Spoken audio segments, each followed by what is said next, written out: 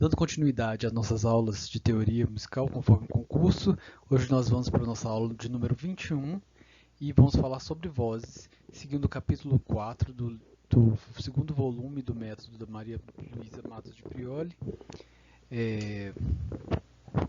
Então, vamos lá. Então, nesse capítulo, a Maria de Prioli inicia falando sobre a diferenciação das vozes, né? E ela começa destacando as vozes de criança, né?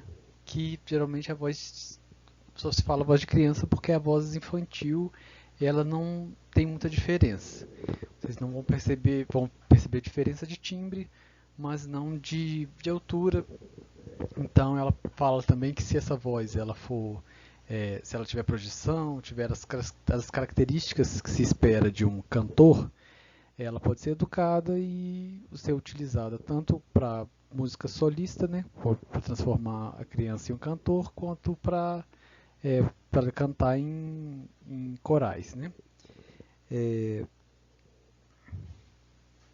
então, é uma das características que tornam essa voz assim atrativa para ser desenvolvida ou para se tornar um solista ou mesmo fazer parte de um coro é o volume e intensidade que essa voz tem. Volume é a altura, né? Tem pessoas que conseguem projetar mais a voz. Não que seja impossível que as pessoas aprendam isso, mas por fatores assim de própria formação biológica e N fatores, algumas pessoas, algumas crianças, né, têm um volume de voz, uma projeção maior e é mais propícia para ser desenvolvida. E não só o volume, mas também a intensidade. O volume é a altura mesmo, gente, a altura do som. E a intensidade é a força da voz, a força vocal. Acho que um fator, isso é mais particular meu, acho que outro fator que entra nisso é também a timidez. Mas eu ainda acredito, eu sou daquelas pessoas que acreditam que ainda é possível que qualquer um aprenda, desde que não tenha alguma deficiência vocal grave, a utilizar a voz de alguma maneira. Então, essa voz de infantil, quando ela tem esse volume e intensidade, ela é chamada de timbre juvenil. A gente tem um timbre adulto e um timbre juvenil.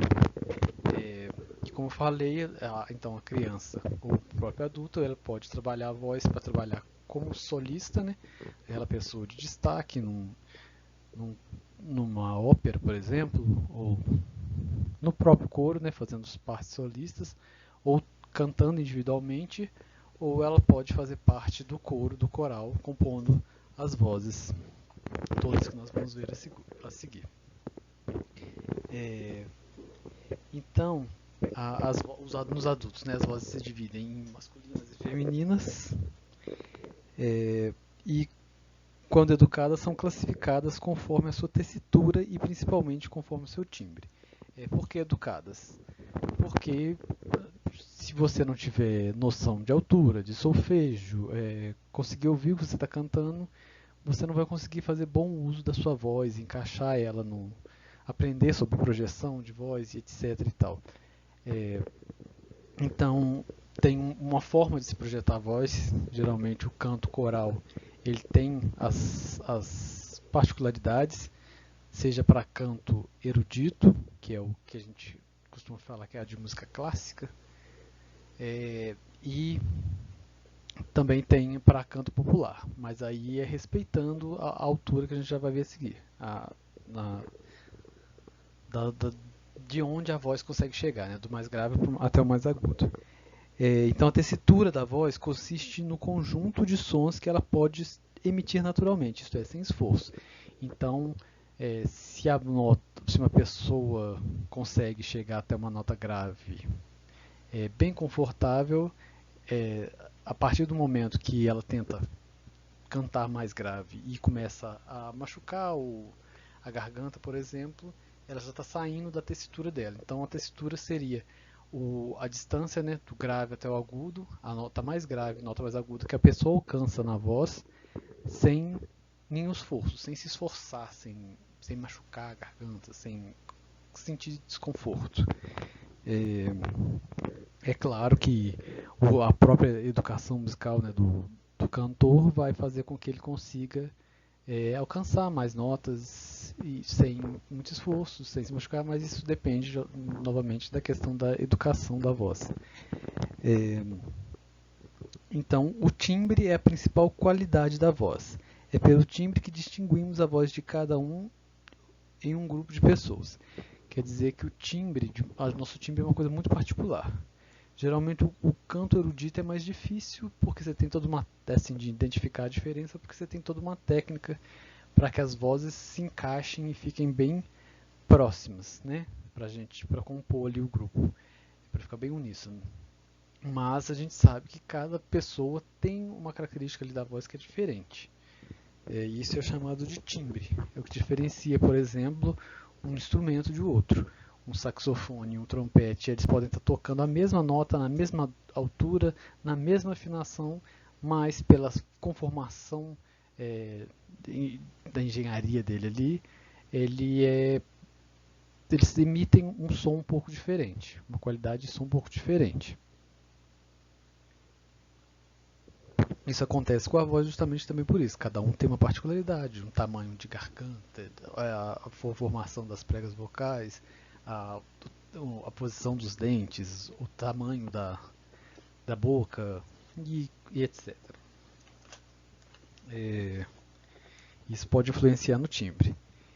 Então, seguindo essa ideia de timbre e tessitura, nós dividimos as vozes e classificamos ela conforme o timbre e a tessitura, né? Uma curiosidade que eu queria trazer para vocês, voltando à questão da voz das crianças, é uma coisa que alguém já deve ter ouvido, eu costumo falar com os meninos na teoria, na banda, sobre os castrati. Então eu trouxe aqui um trechinho explicando o que é os castrati. Então o castrato era um cantor que possuía a mesma extensão vocal das vozes femininas, porém para obter essa peculiaridade, na voz, os castrati eram submetidos à castração antes da puberdade. Castração mesmo, realmente retirada dos testículos, né, dos meninos, e desta forma, ao chegar à fase adulta, o corpo da pessoa havia se desenvolvido de forma totalmente diferente, como uma grande capacidade pulmonar e força muscular, característica do homem, mas como uma laringe menor, dando origem a uma voz única, que se diferenciava tanto da voz da mulher como da voz aguda de um contratenor. O contratenor seria a voz mais aguda de um homem. Isso foi muito comum nos séculos passados e eram cantores que faziam muito sucesso. Então você tinha, por exemplo, eles queriam aproveitar mais tempo a voz das crianças, mas eles vai um pouquinho também das questões de gênero, que antigamente a mulher não tinha tanto espaço, então ela não tinha tanto espaço para fazer um solo, para ser cantora. As mulheres, vocês lembram bem da Idade Média principalmente, e anteriormente aí vocês vão ver que elas não tinham tanto espaço, então eles preferiam fazer esse processo de castração do que colocar, assim, dar destaque talvez para uma mulher. Então, mesmo superando isso, os castrati ainda tinham uma característica diferente, justamente por essa potência vocal que era desenvolvida. Então, eu vou mostrar para vocês aqui um exemplozinho. Vou falar de qual a época exata. Então, ela surgiu aí por volta do século V, mas não era tão comum. Ela só no século XVI, na Itália, que os castrati começaram a surgir para compor os corais das igrejas. Na ópera, esta prática atingiu seu auge nos séculos XVII e XVIII, com o papel do herói muitas vezes escrito para castrato. Quer dizer que que existe toda uma obra própria para esse tipo de classificação vocal. Hoje não se vê isso acontecendo, né? Por exemplo, é um processo também complicado, né? Acho que os meninos devem entender bem isso, de ter, assim, ainda mais que por questões legais, da maioridade, você ser privado de algumas coisas, né? Só para ser um cantor, por mais que isso possa ser uma carreira muito digna, mas, né, você tem que abrir a mão de uma coisa muito séria, né? Fazer uma cirurgia para poder exercer essa profissão, né? Então eu vou dar um exemplo para vocês aqui de um castrate que provavelmente já faleceu, mas que é o último castrate que que eu achei o registro assim mais rápido, que é o Alessandro Moreschi, acho que é assim que fala, cantando uma Ave Maria. Vou mostrar para vocês se o coisinha funcionar. E eu tô com esse negócio aqui. Assim. Agora vai. Se o áudio não estiver muito bom no vídeo, vocês procurem por esse título no YouTube.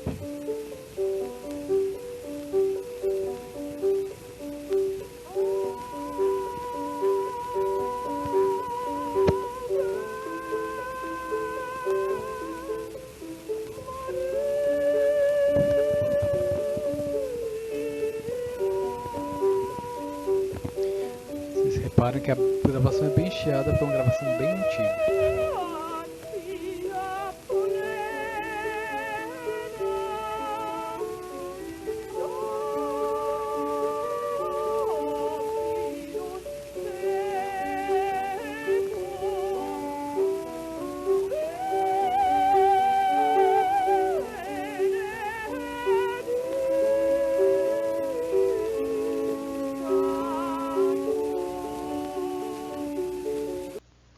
Para vocês terem uma noção, depois vocês procurem o vídeo inteiro, se vocês tiverem curiosidade, e ver outros exemplos. Eu trouxe esse exemplo porque é um castrate de verdade, né? Assim, o que passou pelo processo, né, de castração mesmo. E vocês verem como a voz é feminina, mas assim, ainda tem umas características que diferem mesmo, dá para diferenciar de uma voz feminina. Então, com base na questão de tessitura e timbre, as vozes são divididas em vozes femininas, que vão do mais agudo para o mais grave, né, soprano, meio soprano, contralto, né, e masculinas aqui. Também do mais agudo ao mais grave você tem tenor, barítono e baixo. Vocês devem ter reparado, por exemplo, nas bandas de música, que a gente tem um grande exemplo que é de divisão de vozes, que é a família dos saxofones. A gente tem na banda o saxofone, principalmente, né, o saxofone soprano, saxofone alto, né, ou contralto, o saxofone tenor e o saxofone barítono. Por exemplo, é um exemplo. Então, as famílias de instrumentos também são divididos, seguindo um pouco essa lógica mesmo de divisão das vozes. Então, as vozes mais graves, elas seriam contralto e baixo, contralto feminino, baixo masculino. As vozes médias seriam meio soprano e barítono, que estaria entre o grave e o agudo, e as vozes agudas seriam soprano, né, feminino, e tenor masculino. Eu vou dar alguns exemplos rápidos aqui, peço a mesma coisa, se vocês quiserem saber mais, vocês pesquisem, senão o vídeo vai ficar longo demais. Então, um exemplo de soprano, a gente tem na sua lista aqui.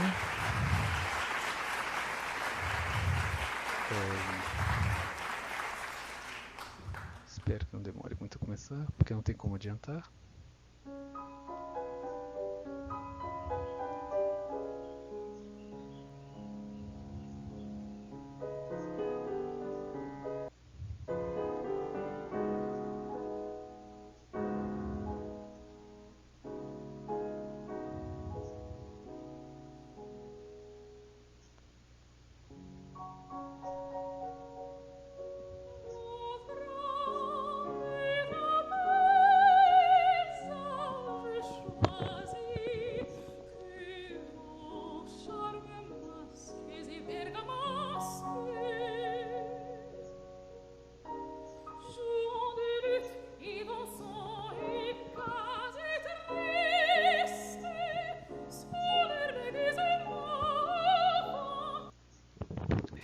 Eu vou cortar só um pedacinho, senão o vídeo vai ficar longo demais, como eu falei.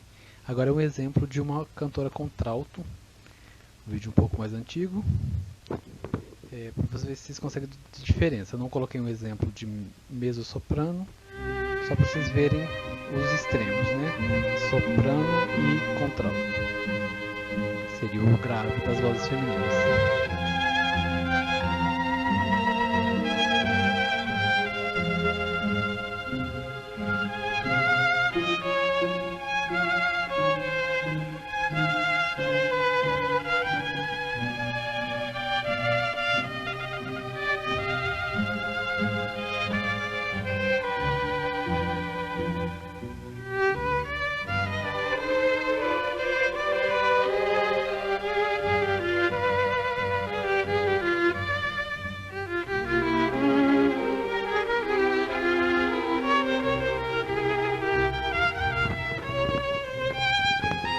Eu devia ter cortado os vídeos, né? Eu achei que por eles serem curtos, iam começar rápido.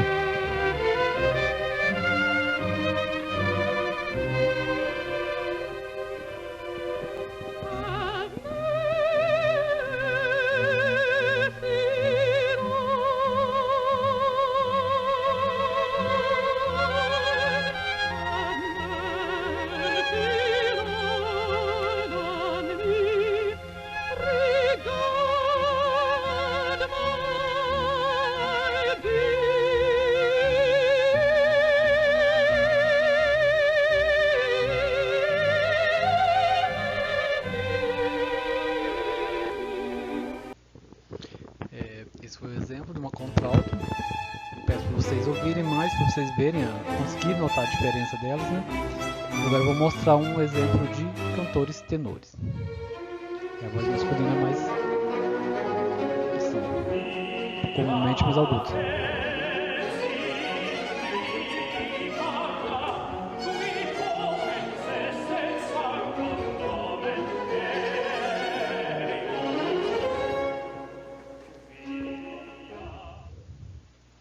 Só um exemplo, peço para vocês olharem também. Esse é um exemplo de baixos. São 3 baixos, chamados de baixo profundo, que seriam os baixos mais graves, né? A voz mais grave masculina.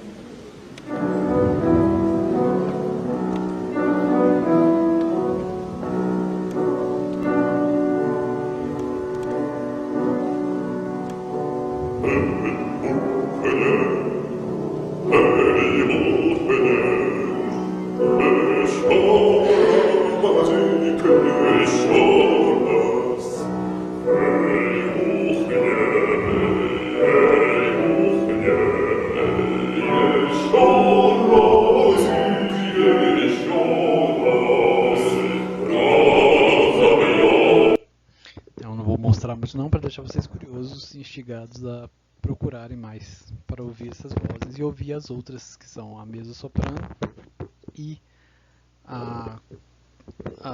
o barítono, né? O barítono é bem mais comum de achar solos. Esse caso aqui eu mostrei um exemplo de baixo, classificado como baixo profundo, porque eles conseguem chegar ainda em uma textura ainda mais grave do que o baixo convencional. Uma coisa que é importante falar é que a classificação das vozes ela não é exata, justamente por essa questão de cada pessoa ter umas características particulares. Então, se faz uma média de que nota mais grave, mais aguda as vozes conseguem chegar. Por exemplo, além do tenor, ainda costuma-se usar talvez a voz talvez não. Costuma-se usar para vozes mais agudas masculinas a classificação de contratenor. Mas as vozes principais, então, básicas são essas: soprano, mezzo-soprano e contralto, tenor, barítono e baixo.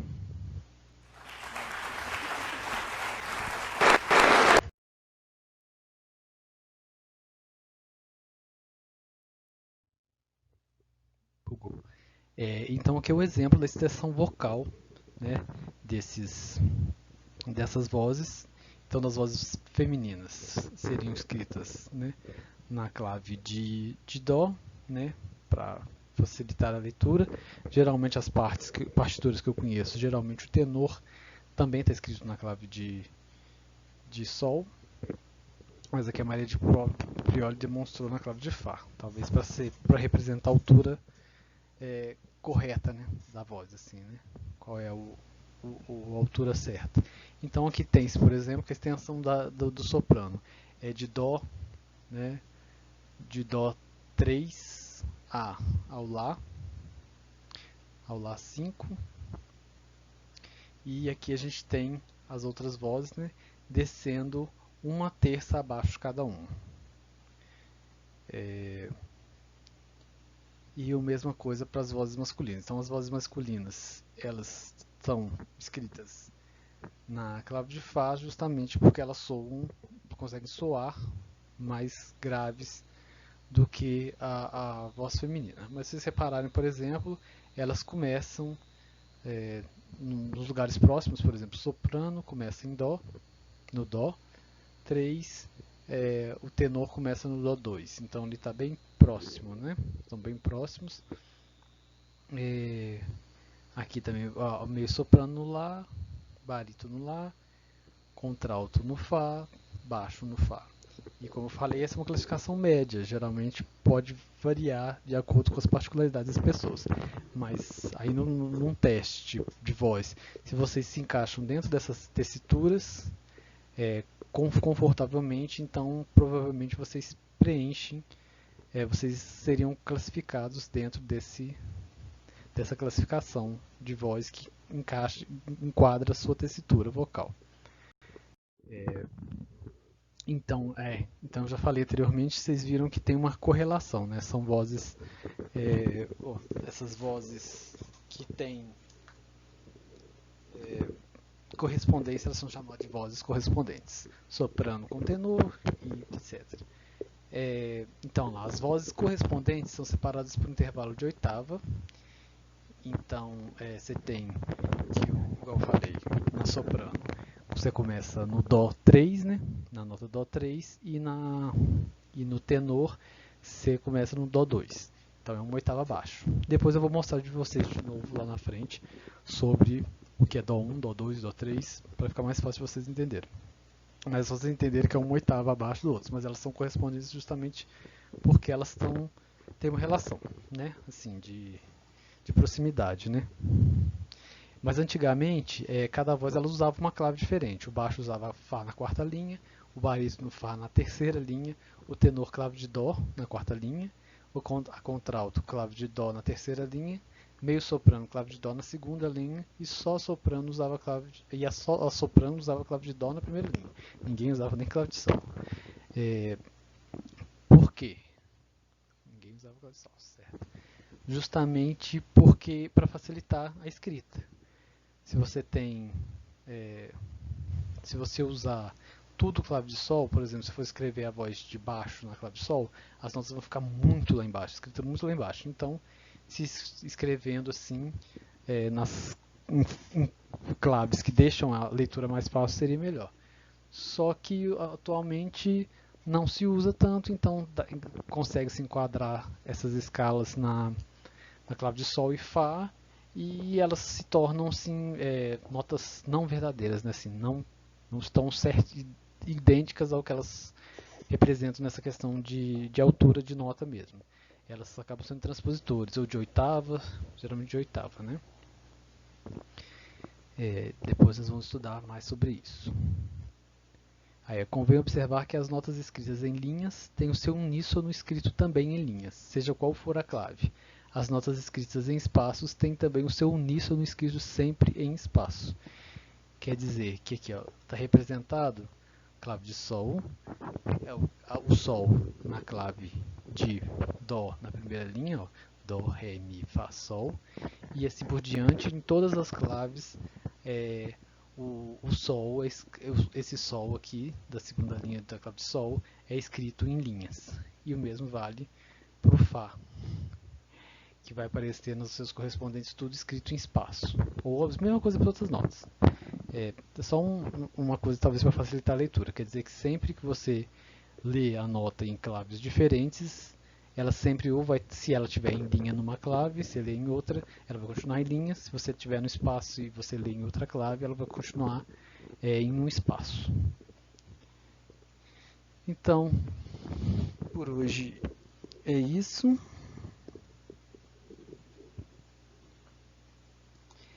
Uma coisa que vocês podem notar também é que as vozes são separadas de soprano, meio soprano, contralto e terças, do contralto pro tenor quarta, e aí do tenor pro barítono terça, do barítono pro baixo terça. É a distância que difere de uma escala, de uma tessitura vocal para outra. Isso teoricamente, como eu disse, as particularidades vão fazer com que as vozes possam ter tessituras um pouco diferentes. Então por hoje é isso. Dúvidas, me mandem mensagem perguntando, pesquisem no YouTube sobre as vozes corais, né? E tenham uma boa semana aí, até a próxima.